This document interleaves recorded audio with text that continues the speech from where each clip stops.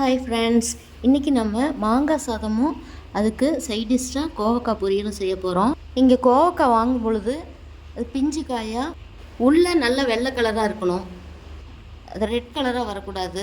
அந்த மாதிரி காய் பார்த்து வாங்கிக்கணும். அந்த மாதிரி வாங்கினா நம்ம பொரியல் ரொம்ப சுவையாக இருக்கும்.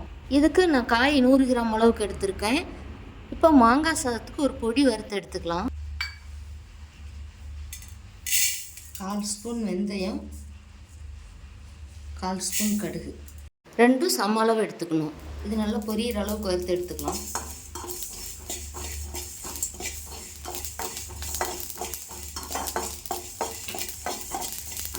நல்லா பொரியுது, ஸ்டவ் ஆஃப் பண்ணிடலாம்.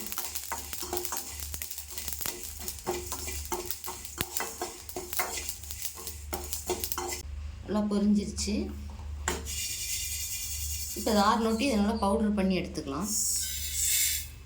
இப்போ கோவக்காய் பொரியலுக்கு 2 ஸ்பூன் எண்ணெய் விட்டுக்கலாம். எண்ணெய் காய்ஞ்சிருச்சு. கொஞ்சம் கடுகு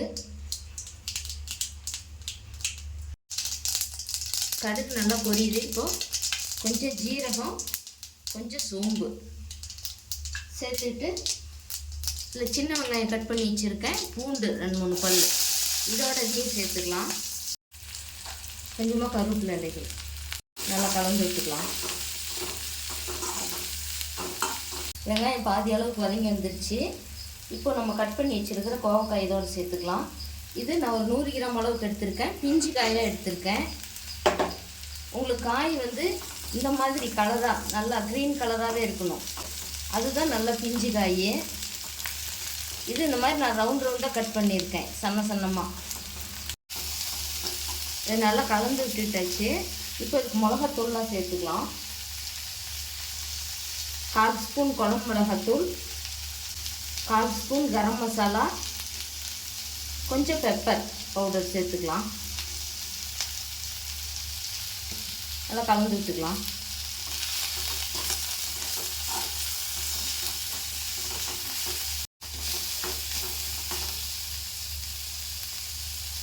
கொஞ்சம் மஞ்சள் தூள், கொஞ்சமாக உப்பு சேர்த்துக்கலாம். பத்தலைன்னா லாஸ்ட்டாக சேர்த்துக்கலாம்.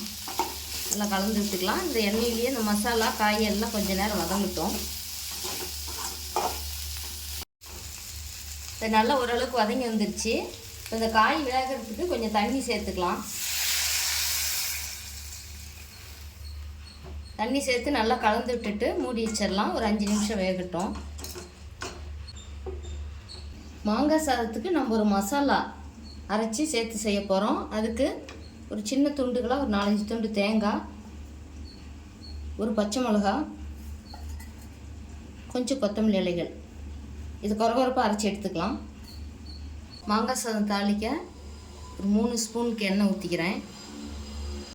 கொஞ்சமாக கடுகு, கொஞ்சம் உளுத்தம்பருப்பு, கொஞ்சம் கடலைப்பருப்பு நான் சேர்த்துக்கிறேன். நிலக்கடலை வேணாலும் நீங்கள் கொஞ்சம் சேர்த்துக்கலாம், நான் போடலை. கடலைப்பருப்பு, உளுத்தம்பருப்பு எல்லாம் பொன்னிறமாக மாறி வருது. கடுகு நல்லா பொரிஞ்சிருச்சு. இந்த சமயத்தில் நம்ம அரைச்ச இந்த பேஸ்ட் இதோடு சேர்த்துக்கலாம்.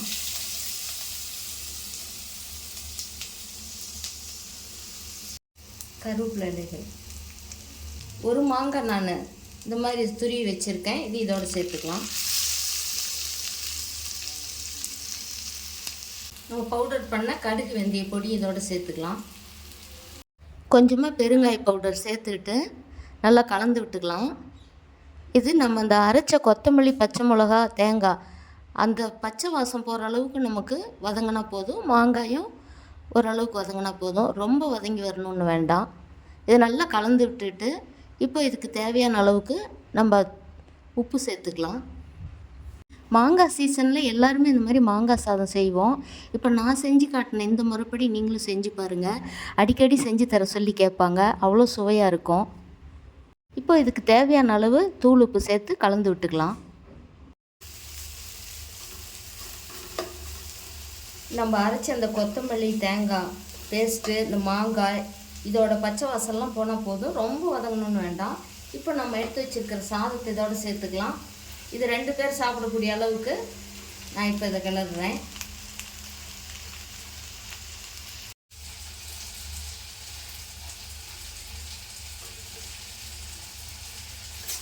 பாருங்கள், சூப்பரான மாங்காய் சாதம் ரெடி ஆயிடுச்சு. இது ஒரு வித்தியாசமான முறையில் ரொம்ப சுவையாக இருக்கும்.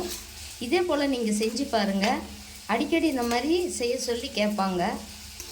இதுக்கு நம்ம சைடிஷ்டாக கோவக்காய் பொரியல் செஞ்சுருக்கோம். கோவக்காய் பொரியல் நம்ம ஊற்றின தண்ணி எல்லாம் ட்ரை ஆகி நல்லா வெந்து வந்துருச்சு.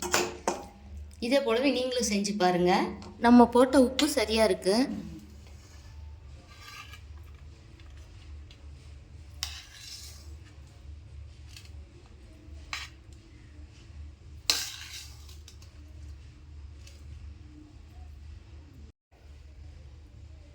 இந்த கோவக்காய் ரொம்ப பிஞ்சுன்றதுனால சீக்கிரமாகவே வெந்துருச்சு. கொஞ்சம் முத்தல் காயாக இருந்தால் இன்னும் கொஞ்சம் அதிக நேரம் வேக வச்சு எடுத்துக்கலாம். மாங்காய் சாதமும் அதுக்கு சைடிஷ்டாக கோவக்காய் பொரியலும் ரெடி ஆகிடுச்சு. நீங்களும் இதே போலவே செஞ்சு பாருங்கள். இந்த வீடியோ பிடிச்சிருந்தால் லைக் பண்ணி ஷேர் பண்ணுங்கள். உங்களுடைய கருத்துக்களை கமெண்ட் பாக்ஸில் சொல்லுங்கள். மறக்காமல் சப்ஸ்கிரைப் பண்ணுங்கள். இந்த வீடியோ பார்த்ததுக்கு நன்றி.